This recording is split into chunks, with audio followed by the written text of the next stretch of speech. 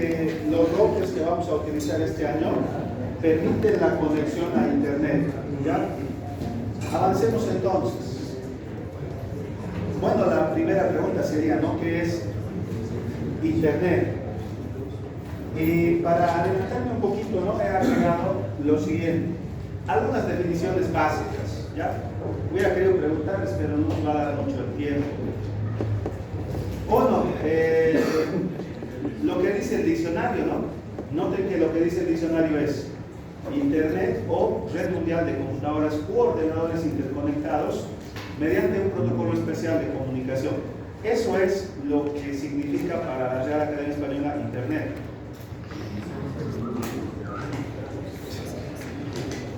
Noten que Internet en realidad, según la Real Academia Española, es una red. Como las que hemos realizado el año pasado, es una red.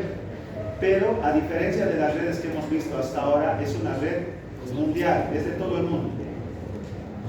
Esto ya lo entendemos, es computadoras o ordenadores, es decir, equipos, ¿no? Interconectados mediante, y acá especifica el cómo.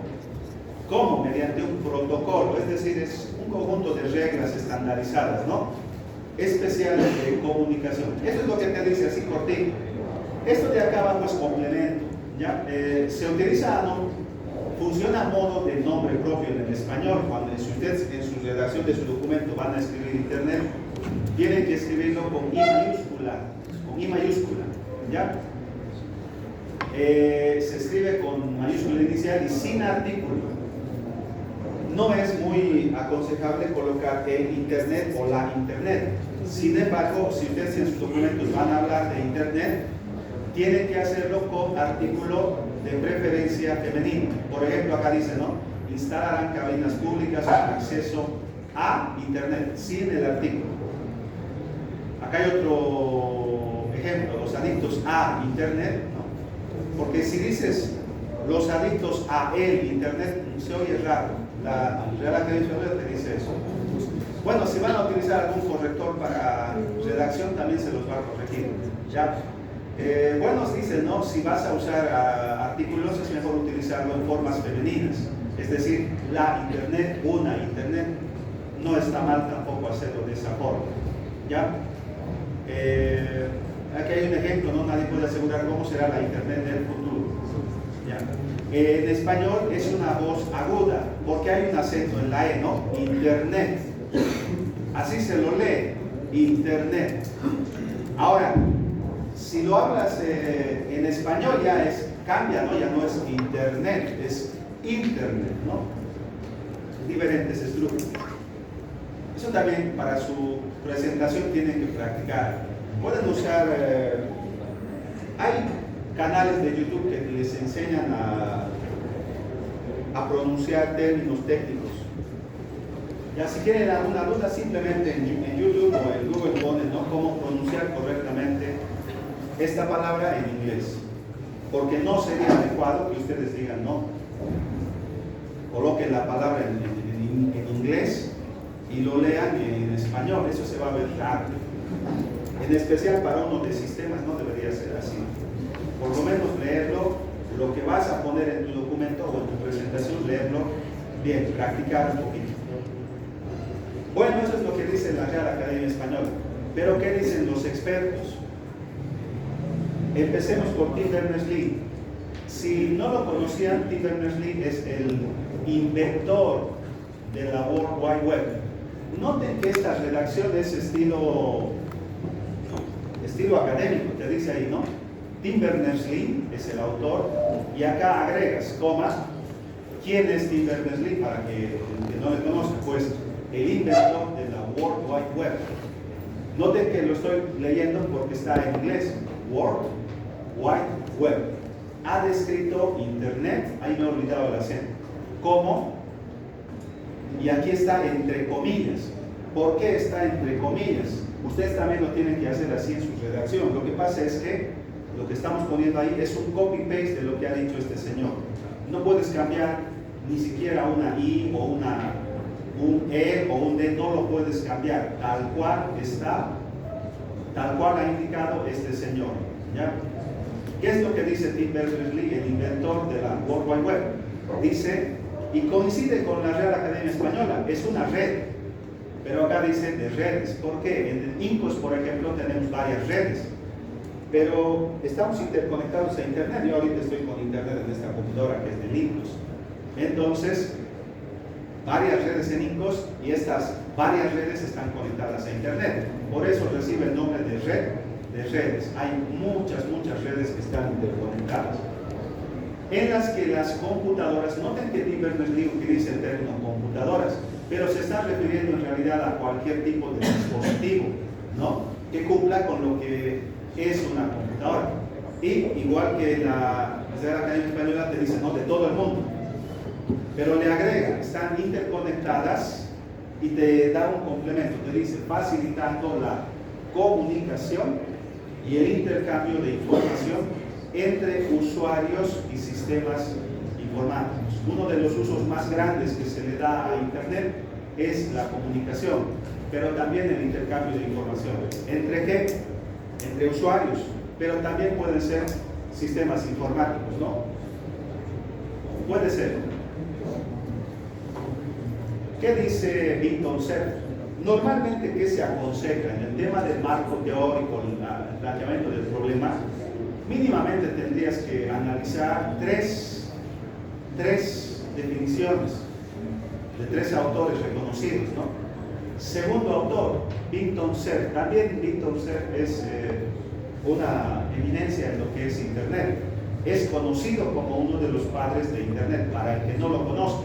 Recuerden que el documento que ustedes están haciendo no lo va a leer únicamente un profesional del área de sistemas, puede ser cualquiera. Un abogado tendría que poder leerlo y entender lo que ustedes están indicando.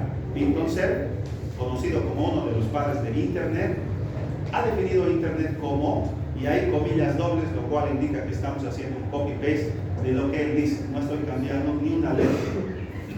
Te dice, una infraestructura global, pero noten que acá, igual que uno de los términos que utilizamos el año pasado, Vinton Cerf utiliza este término, infraestructura. Creo que este término es más adecuado, más técnico, ¿no ven? Te dice infraestructura, porque acá simplemente te dice red de redes, pero acá te dice infraestructura. ¿Por qué? Porque las redes, o las redes de redes, o la infraestructura está compuesto no solamente por hardware, es decir, los routers que vamos a aprender a configurar, ni los switches que ya en teoría sabemos configurar, ni los hubs, ni los puntos de acceso, etcétera, etcétera, sino también es software, ¿no ven? Es software también una red, por eso le llaman infraestructura, el hardware y el software. Global, es decir, mundial, que conecta redes de computadoras en todo el mundo, ¿ya? Coincide con el anterior autor, ¿no? El padre de la World Wide Web, ¿no? Después dice, permitiendo la comunicación, coincide con el padre de la World Wide Web, Tim Berners-Lee, pero también el intercambio de datos. Noten que el anterior, y ustedes tienen que hacer el análisis en su introducción y en su planteamiento del problema, porque el marco teórico es más que todo hacer un copy-paste de este estilo, en A papel, ¿no? Noten que Tim Berners-Lee habla de intercambio de información, pero Vinton Cerf habla de intercambio de datos. ¿Cuál sería la diferencia? Ninguna. Es como si uno estuviera hablando intercambiar paredes y el otro estaría hablando intercambiar ladrillos, pero una pared está compuesta por ladrillos, así que no habría ningún problema, ambos tienen razón. Eso ustedes tienen que analizar. ¿Para qué? Para que luego hagan su propia definición. Dice, y el intercambio de datos entre personas, pero noten que el anterior Tim Berners-Lee dice, no, usuarios y sistemas, o usuarios y software, pero acá dice, personas, empresas, gobiernos y organizaciones. ¿Ya?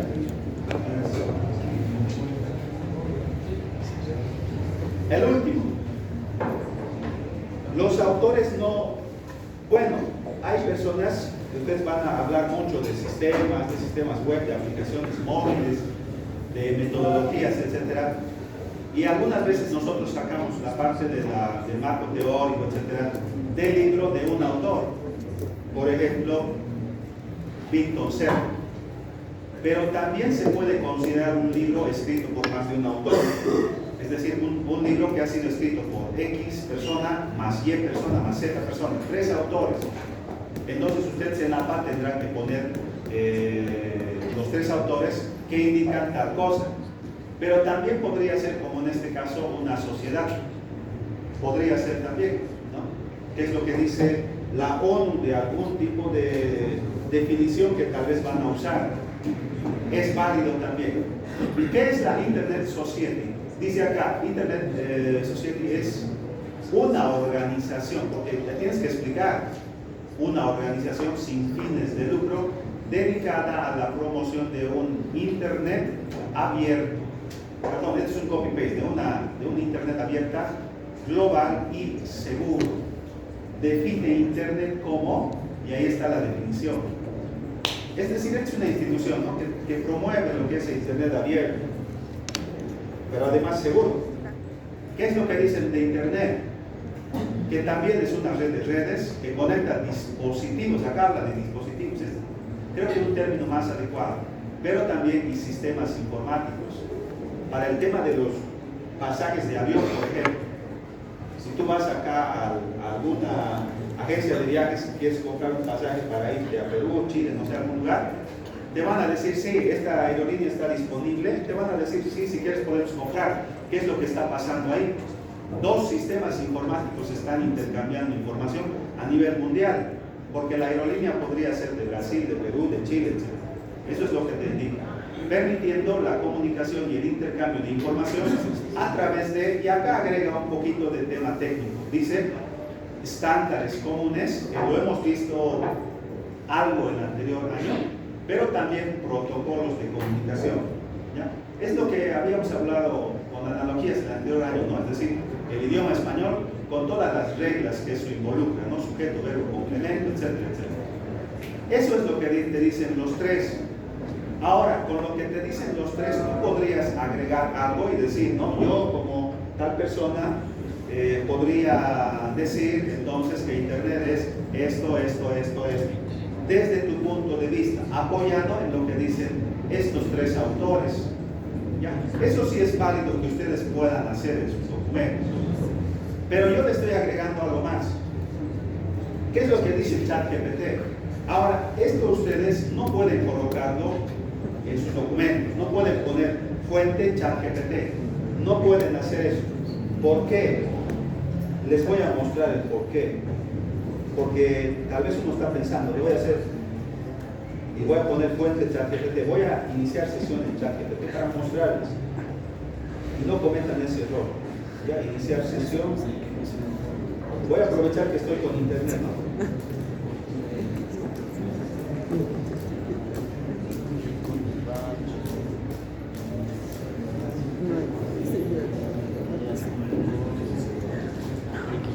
Voy a ver si inicia sesión. Espero que inicie. Ahí está, ahí iniciado.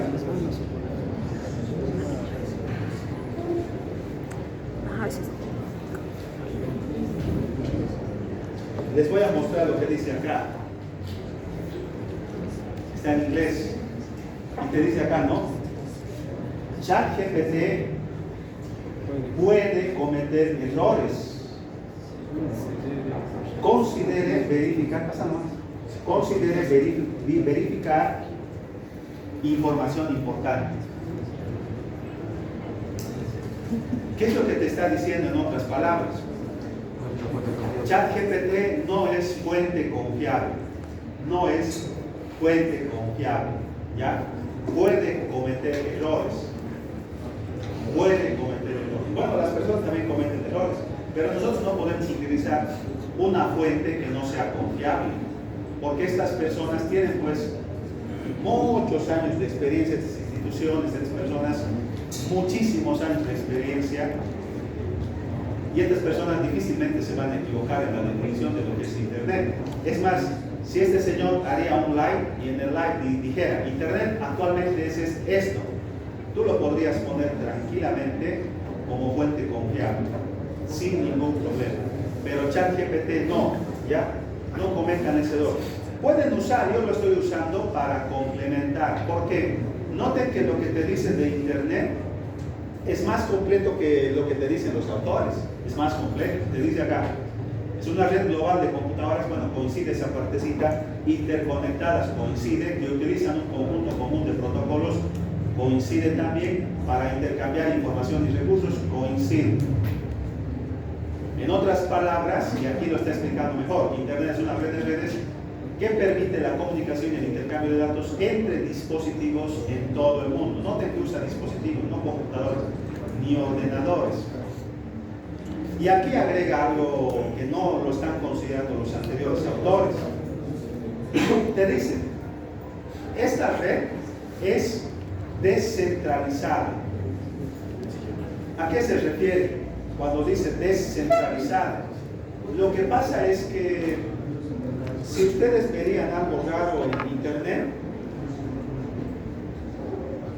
y uno diría, no, vamos a quejarnos con Internet, y lo que vamos a hacer es, vamos a ir a Estados Unidos, seguramente en California está la central de lo que es la empresa de Internet.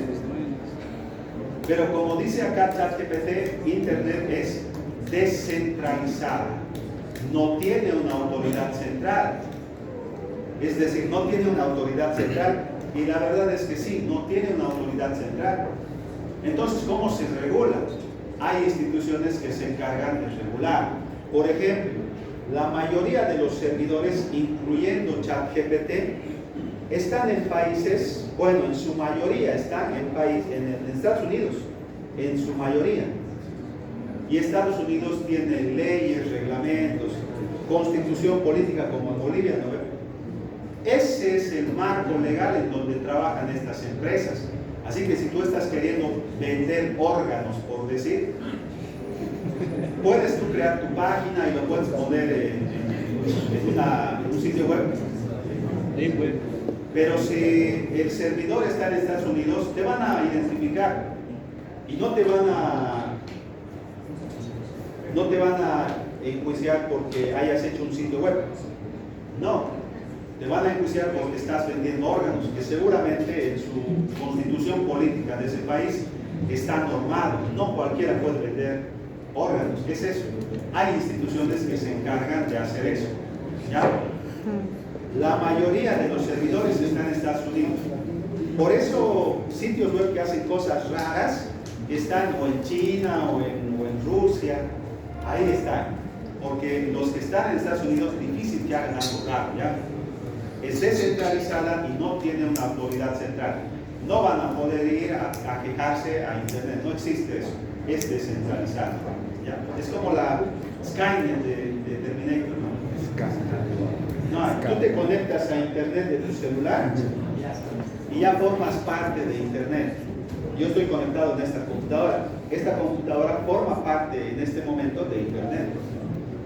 Bueno, ¿qué más dicen, no? Esto no decía los anteriores autores, lo que significa que está compuesta por una gran cantidad de redes independientes, como las de ICOS, como las de San Simón, la Católica, etcétera, el gobierno autónomo de Cochabamba, etcétera, etcétera, que se conectan entre sí mediante tecnologías como, amplía un poquito más la parte técnica, ¿no? Fibra óptica, satélites, conexiones inalámbricas. Nosotros, por ejemplo, acá en Bolivia nos conectamos casi ya en la mayoría, ¿no? En las ciudades, por fibra óptica. Y las empresas como por ejemplo Comteco tienen redes privadas que conectan Cochabamba con las fronteras. Comteco, por ejemplo, tiene una red que conecta Cochabamba con Desaguadero, si no me equivoco, la frontera con ese país. Y de ahí de la frontera se conecta con otra red de otra institución y llega directamente al Pacífico. Y en el Pacífico hay cables submarinos especiales y es por ahí que nos conectamos a Internet. ¿Ya? Es eso. Bueno, ¿qué más dice acá? Perdón, estoy pasando. ¿Qué más dice acá? Internet facilita una amplia gama de actividades como la comunicación. Y noten que esto es verdad. Porque Internet no solamente te sirve para comunicación e intercambio de información, información así de general. Puedes ampliar y decir, amplia gama de actividades como la comunicación, el comercio electrónico que en Bolivia ya está madurando, el acceso a la información, servicios, educación en línea y el entretenimiento, y mucho más. ¿Ya? Si ustedes en su documentación tal vez van a listar muchas cosas, tal vez es mejor solamente algunas y poner etcétera o tal vez y muchos más. Porque si pondrían toditos, faltaría el espacio, y además si te falta uno, estaría mal. Bueno, en base a eso ustedes pueden tal vez crear su propia definición, pero para poder entender mejor el concepto de Internet es necesario analizarlo desde la perspectiva histórica. ¿Por qué ha nacido Internet? ¿Y cómo ha llegado a ser lo que es hoy? En este sentido, yo simplemente les voy a hacer un resumen, porque no va a alcanzar el tiempo para que, digamos, lo haga muy extenso. Hay bastante material, hay películas, documentales, tal vez les pueda pedir como práctica que puedan hacer eso. No va a alcanzar el tiempo para que yo les explique muy a detalle, muy detalladamente, ¿ya? Pero por lo menos la parte que nos importa. ¿Cuándo nace Internet? Estamos hablando de los años después de la guerra, de los años 60 más o menos. En ese tiempo habíamos salido de la Segunda Guerra Mundial y Estados Unidos había tenido incluso otras guerras, ¿no? Como Vietnam, etcétera, etcétera. Y como ustedes saben, en Estados Unidos la inversión que se hace en el área militar es muy grande. Ningún país siquiera se puede comparar con la inversión que Estados Unidos hace en cuanto a inversión militar. Es exagerada, yo diría, la cantidad de dinero que invierten en el área militar. Ningún país le iguala, ni se podría comparar mucho, ¿ya? Entonces este país, después de la guerra, ellos recuerdan, no sé si han visto la película, ¿no?, de la Segunda Guerra con la famosa ENIAC. Ahí había computadoras. Se usó una computadora para decodificar la famosa máquina ENIAC, que algo yo les mostré en TCO. El código Enigma se llama la película. Esa máquina los alemanes se jactaban, decían, esta máquina es indescifrable. Y estaban en la razón, pero era indescifrable para una persona. Una computadora lo ha descifrado muy fácilmente. Se ha utilizado una computadora para descifrar lo que codificaba el famoso dispositivo, es el Enigma, si no me equivoco. Ese ha sido uno de los factores por los que ha ganado la guerra a los aliados. Porque los alemanes juraban que nadie les estaba escuchando. Juraban. Pero los americanos, como ya habían decodificado, sabían lo que estaban diciendo. Entonces, pasado ese tiempo, en los años 60, ya pasaron esas guerras, pues, y ha habido una contracción económica. Entonces, la inversión en cuanto al área militar se redujo bastante. ¿Y qué pasó? Como tenían inversiones grandes en el tema de la tecnología de información, habían diseñado varios equipos computacionales, computadoras de ese tiempo, de los años 60. Y como ya no tenían el presupuesto del área militar, pues, ¿qué iban a hacer con esas computadoras? Y esas computadoras lo que hacen es las ceden a las universidades, para que en las universidades los docentes y los estudiantes pues vean qué hacer con esas computadoras. Estamos hablando de computadoras antiguas. En San Simón había, no sé si seguirá habiendo, había una de esas computadoras grandes. Cuando yo llegué ya no funcionaba, porque las computadoras eran muy poco fiables, pero eran computadoras. Entonces, a una de las universidades, a la Universidad de Los Ángeles, le llega una de esas computadoras. Y equipos de desarrollo trabajan para ver qué hacer con estas computadoras.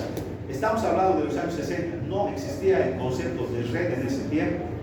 Entonces, un equipo plantea hacer lo siguiente: colocar una computadora en la Universidad de Los Ángeles y otra computadora en la Universidad de Santa Bárbara, acá. Noten que acá en este mapa pareciera que fueran cerquita, ¿no? Como Quillacollo y Sacaba. No, En Estados Unidos va del Pacífico al Atlántico, es gigantesco ese país, es muy gigantesco. Ahí estamos hablando de unos más de 300 kilómetros, más o menos, no sé exactamente, pero como de aquí a Oruro, imagínense, ¿no? Vamos a unir incos de Oruro con incos de Cochabamba.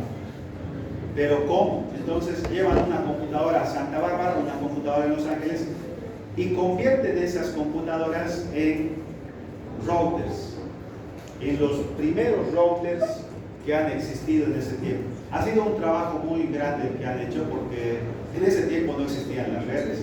Ahora el detalle es el siguiente, ¿no? Han configurado las computadoras, pero ¿cómo han unido esta cantidad de cientos de kilómetros? Pues lo que han hecho es lo siguiente. En los años 60 en Estados Unidos estaba muy maduro el servicio de telegrafía y telefonía fija. En Bolivia estábamos muy retrasados. En los años 80 recién estábamos con telegrafía y en los años 90 recién con telefonía fija. Pero en Estados Unidos en los años 60 ya había telegrafía, ya había telefonía fija. Y esos cables que ustedes ven que están, bueno, este cable que está uniendo Santa Bárbara con Los Ángeles ya existía. La famosa empresa AT&T tenía redes de telefonía fija, ¿ya? Utilizaron eso para conectarse. Nosotros acá en Cochabamba en los años 90 nos conectábamos a internet por telefonía fija. Es factible ese servicio, obviamente es muy limitado, pero sí es factible, ¿ya? Entonces solamente lo adaptan para que esa red que ya existía interconecte esos cientos de kilómetros. Una vez interconectado ha sido un éxito. La configuración de los equipos que se convirtieron en los primeros routers permitieron interconectar las dos universidades. ¿Para qué servía esta red, esta primera red inicial?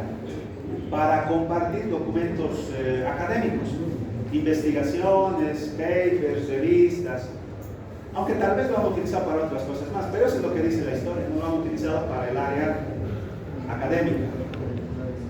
Pero como tenían esos equipos que se los regalaron el gobierno, les dieron para ver qué hacían con ello, tenía más, así que tratan de ir más lejos, ¿no? Y en una universidad que está más alejada, pero en el mismo estado, California, unen con otra universidad, la Universidad de Stanford, en California. Noten que la distancia es mucho mayor, estaríamos hablando como, no sé, digamos como de acá a Tarija, o quizás un poco más. Esa distancia estaríamos hablando. Es ya una distancia considerable.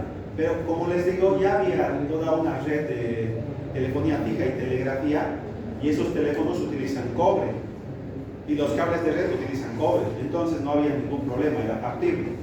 Unen las tres universidades y fue todo un éxito. Ya tenían el estándar para manejar la intercomunicación. Solamente que en este caso, en estas tres universidades, sí había una administración. Los Ángeles University, esta de acá, era la que administraba la red. Entonces ellos eran los que administraban, podían ver lo que estaban haciendo, etc. Cosas de gestión, ¿ya? En ese tiempo era centralizado. Pero como han visto que ha habido éxito en distancias ya grandes, prueban y dan el gran salto, ¿no? Pasan a unir a otro estado. Recuerden que Estados Unidos son estados que están unidos, ¿no? Entonces, el estado de Utah, que no es un estado siquiera contiguo, ¿no? Es un estado que está pasando Nevada. Y esta es una distancia ya gigantesca, ¿no? Estaríamos hablando como de Bolivia hasta tal vez Santiago, quizás Buenos Aires, quizás, o más tal vez, una cantidad muy grande.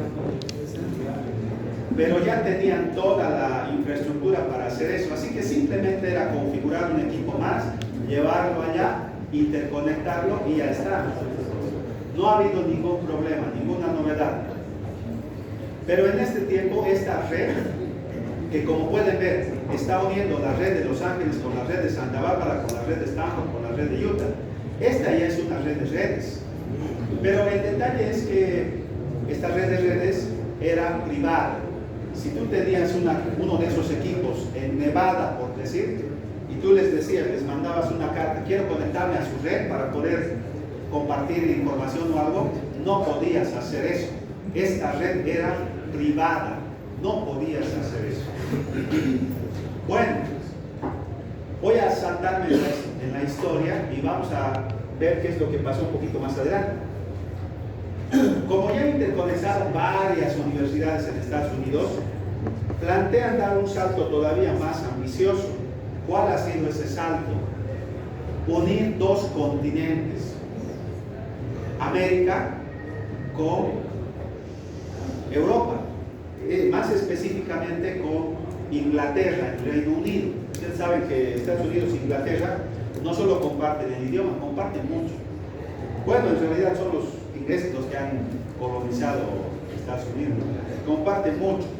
Entonces deciden hacer este paso grande de interconectar esta red de redes con otro continente, con Inglaterra, no recuerdo la universidad. Pero ¿cómo lo iban a hacer? Porque acá, si digamos acá termina Estados Unidos, por decir, hay una masa de agua gigantesca y además Inglaterra es una isla. ¿Cómo lo han hecho?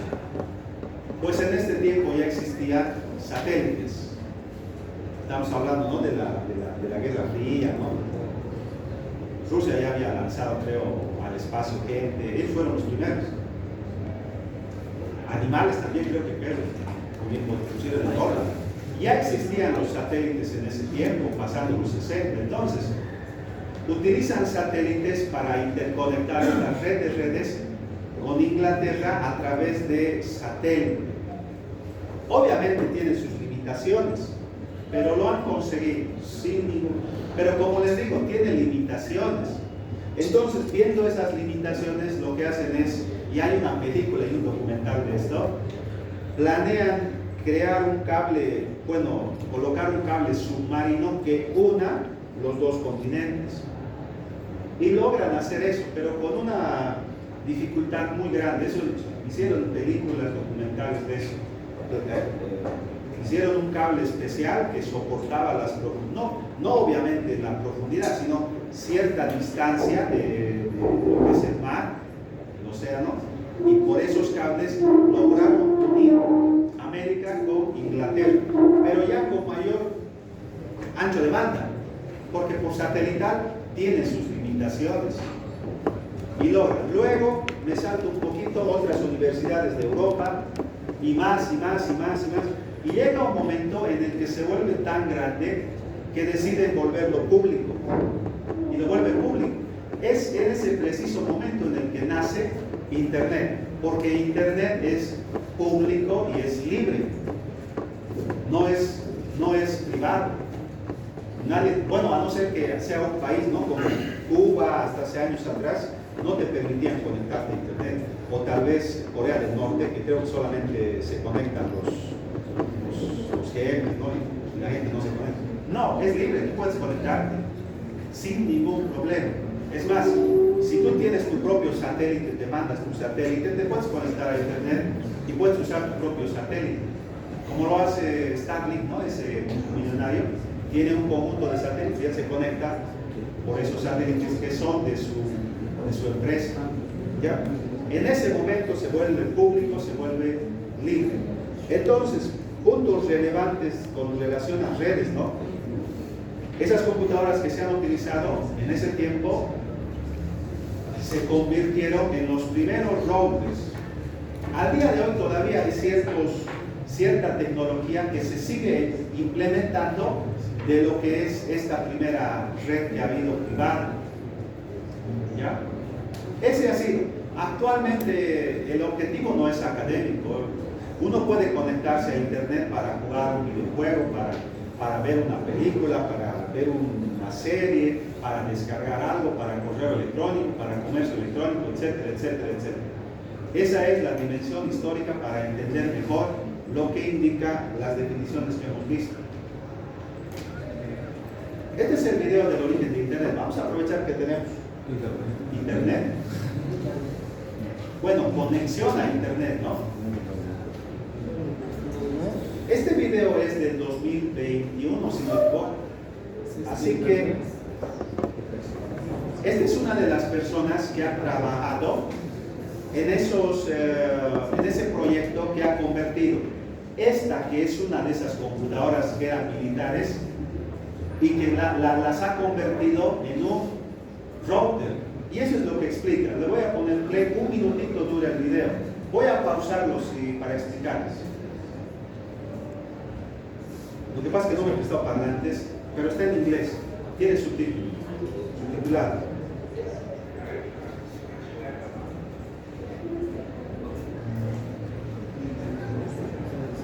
Bueno, dice acá, el señor se llama Leonard, no sé cómo se pronuncia bien, Klein-Rock, dice acá, profesor de Ciencias de la Computación de la Universidad de California, en Los Ángeles. Esa que les decía del mapita que estaba, ¿no? La Universidad de California, la famosa UCLA que se...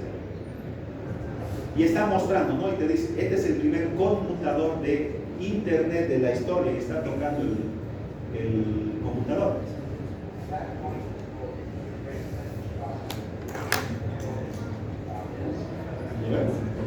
Actualmente te dice, se llama router o conmutador de paquetes. Este ha sido el primero. Hoy en día ha cambiado su nombre. Ya no se llama, ¿cuál es el término que usa? Ya no se llama switch, se llama router.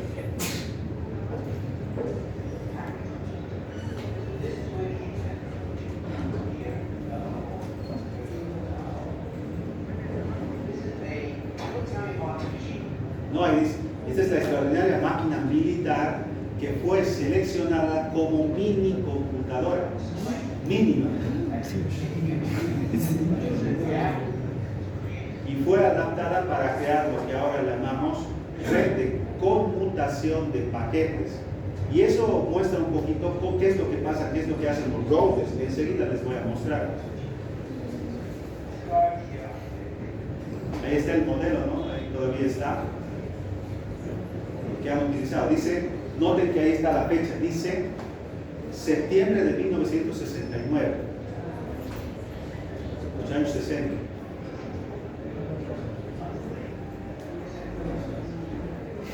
Un mes después pudimos enviar el primer mensaje por internet.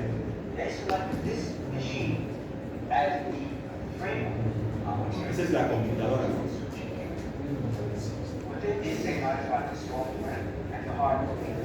Noten que dice, ¿no? ¿Qué es lo que han hecho? Han modificado el software, pero también el hardware de esta máquina.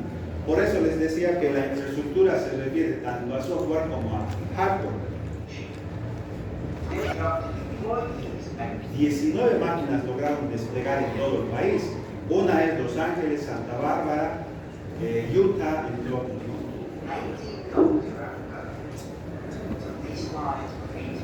Ahí te dicen, ¿no? Las líneas AT&T, ¿no? De esa empresa que tenía esas redes ya de telefonía, las han utilizado.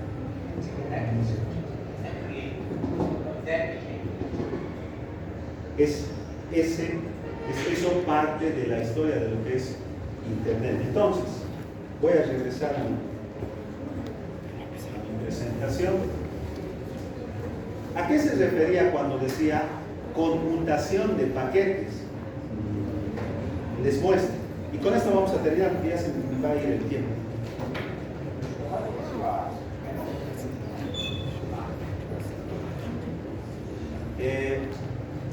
Un segundito.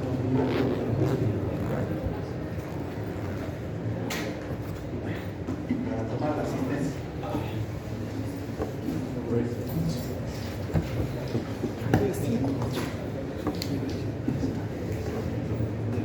Ah, no, acá está. Tomaré la asistencia, por ahí me va a faltar tiempo, ¿ya? Porque como ustedes tienen clases, tal vez va a faltar tiempo. 19:31 es.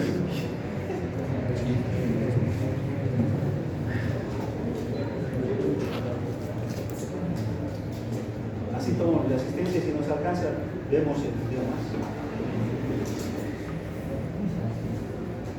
Lo que pasa es que con ustedes, esta es decir, es nuestra quinta clase. Porque la otra tampoco pasamos, porque ustedes estaban practicando, estaban ensayando. Y yo no quería perjudicar a los que estaban ensayando, ¿no? Porque Lo bueno es que no hay paralelos. bien, Aguilar, no, Alberto, Álvarez no está, ¿no? A París, pero no nos va a alcanzar el tiempo, falta solamente 5. ¿Ya? Para la siguiente clase les voy a mostrar y vamos a terminar, yo creo, ya este tema que es la introducción